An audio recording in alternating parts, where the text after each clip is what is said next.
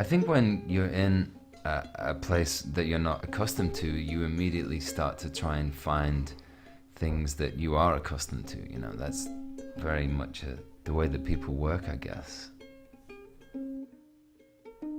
Chris rang me up and said, listen, I've just been to this gorgeous spot in Maui and I've got a vision to get a whole bunch of people on this and to try out a little experiment.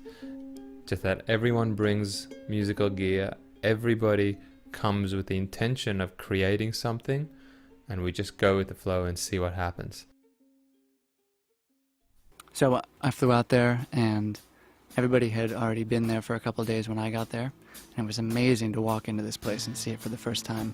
There were instruments everywhere, and a lot of sort of improvised instruments. Like for a kick drum on the drum set, they had an empty case of beer that was stuffed with a pillow and lashed to the center post of the treehouse with duct tape so it wouldn't slide across the floor.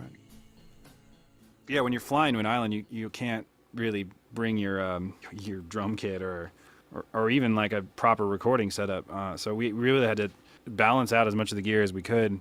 I brought a bass and some shakers and a mic and stuff, all the stuff that I could carry on the plane. You know, Ian brought a digital 8-track, and you know, some people just brought cables and random pieces.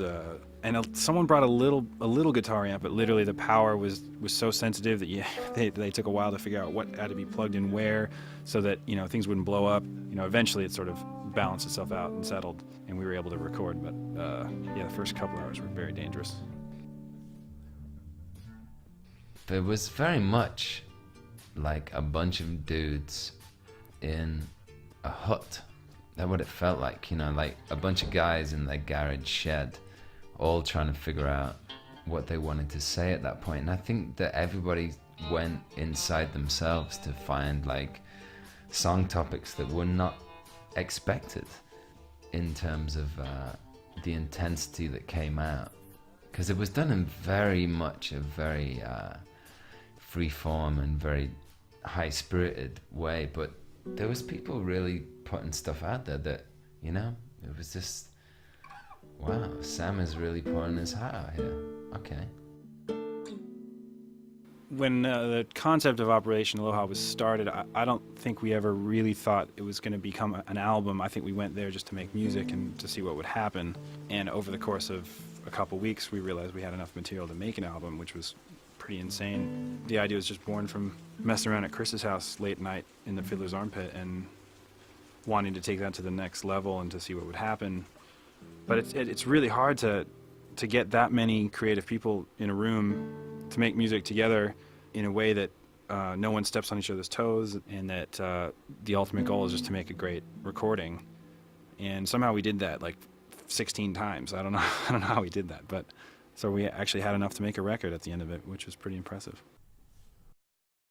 Everyone took what they had and made do with what was nearby, and improvised when there was need. And there's a certain amount of trust you need for that. If you're really gonna try some stuff out, you might come off looking silly, and I don't think you could get away from talking about how much everyone there really saved their judgment for things that really mattered. It's not often that people treat each other so kindly, and the more that everyone else looked around and saw that people were treating each other kindly, the more people opened up, the further they went with it, the more giving they were.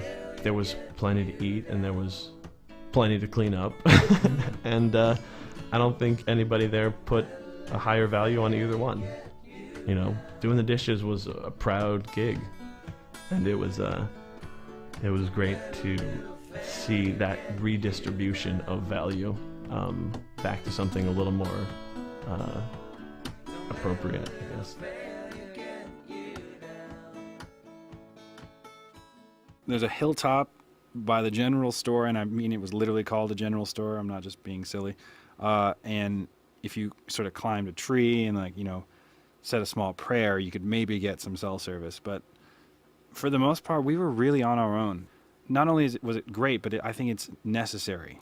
And the most important element of why it worked so well is that we could not communicate with anyone but ourselves. And I think that's the only way to make a record from now on.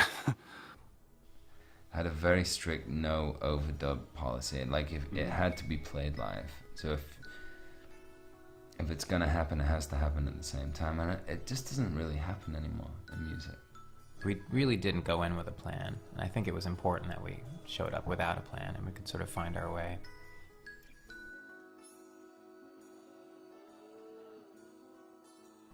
So that was an expression that we used a lot, the spirit of Aloha.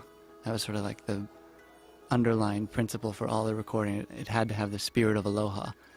And I looked it up online, what Aloha really means, and there was one definition that said that each letter of Aloha stands for a different word.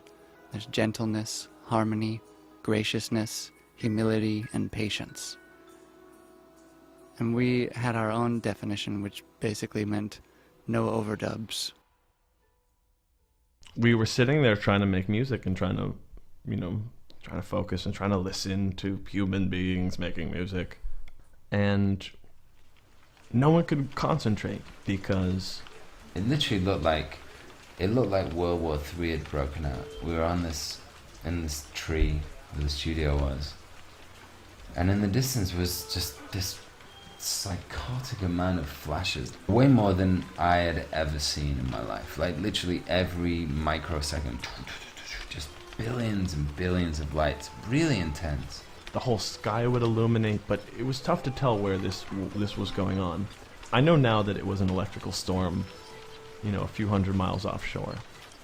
At the time, we thought it was UFOs. So naturally, we thought, what better representatives of the human race than the five of us willing to jump into the Jeep to rush forth to greet our newfound dictators. And we've got, one head flashlight and one real flashlight and a video recorder and a can of peanuts. That's what we had to usher forth the new world order. We eventually realized that we had to abandon our Jeep, and then to finally discover after, a quarter-mile, half-mile jog through the woods, we still had 200 more miles to go. We all kind of came to terms with not being princes of the universe. Wow. I wish I'd gone with them. I just couldn't do it at the time. Oh God. I don't want to know what that is. I'd much rather stay here in this hammock.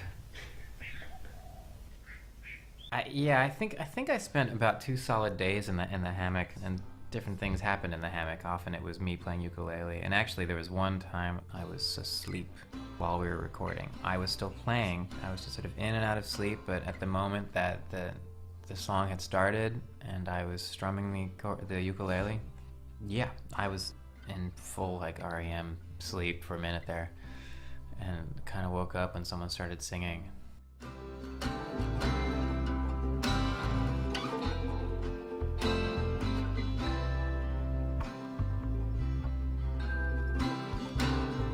It was wonderful to be able to, to have someone say, well, this is a bass line and it's you can hack it here. It's just, hold it like this and dim, dim, dim, dim, and when I nod my head, then you switch up to this and just wait for my signal. And it was great to be involved in that, and it was great to be a part of that. And I think the most important thing that I had to keep in mind was just, when to fall back and when to just, let things go, because I have no ambitions to be a musician, but I do love the feeling of, stirring up a pot and creating a stew with a bunch of other people. I think that's what Chris really got out of it. It's what everybody got out of it, is that when you take people out of their normal universes, it doesn't matter where you put them, you become really tribal. Everybody becomes a different person, and that is really interesting.